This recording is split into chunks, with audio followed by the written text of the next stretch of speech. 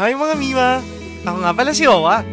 Welcome nga pala sa panibagong araw ng aking pagbablog. Gusto nyo malaman kung saan kami pupunta? Eh di sakay na! Let's begin!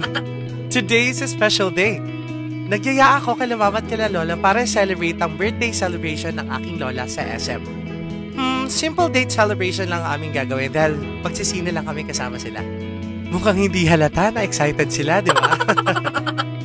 Habang naglalakad kami dyan, papunta ng sinehan, nag-video compilation muna tayo para meron tayo i-upload.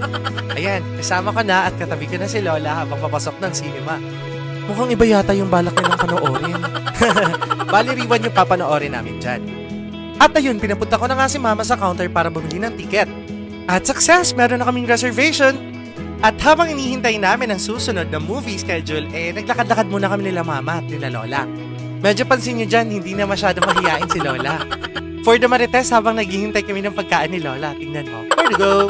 Dali-dali lang ako pumunta sa counter kila Mama at tinitingnan ko kung anong in-order nila. Sobrang kutob na kasi ako dyan Akala ko naman ang daming in-order, yung pala ang haba ng pila. Lakas ko magturo, no? Libasa ko magbabayad. Pagkatapos namin umorder, dali-dali na nga kami pabalik ng aming upuan para naman may serve na yung pagkain. Alam ko, sobrang gutom na sila Lola at sila Mama. Kaya samahan niyo muna kami kumain. Ang sarap talaga kumain, no? Kapag kasamang pamilya sa hapagkainan. Wala nang tatalo sa kulturang Pinoy. Approve ako dyan. Pagkatapos namin kumain, dumiretso kami ng Dairy Blast para bumili ng ice cream. Dairy Blast, baka naman. Ayan, instant model niyo si Mama at si Lola. At ayun, dali-dali na nga kami bumalik ng cinema para magantay ng aming papanoorin. Ayun, for the chicken muna sila. Habang naghihintay, medyo may nakatulog yan. Ginagawa mo! Mapapasanal ka na lang talaga sa sarap ng tulog. Ay! Ang hilig talaga ni Lola sa inhaler. Fix, baka naman.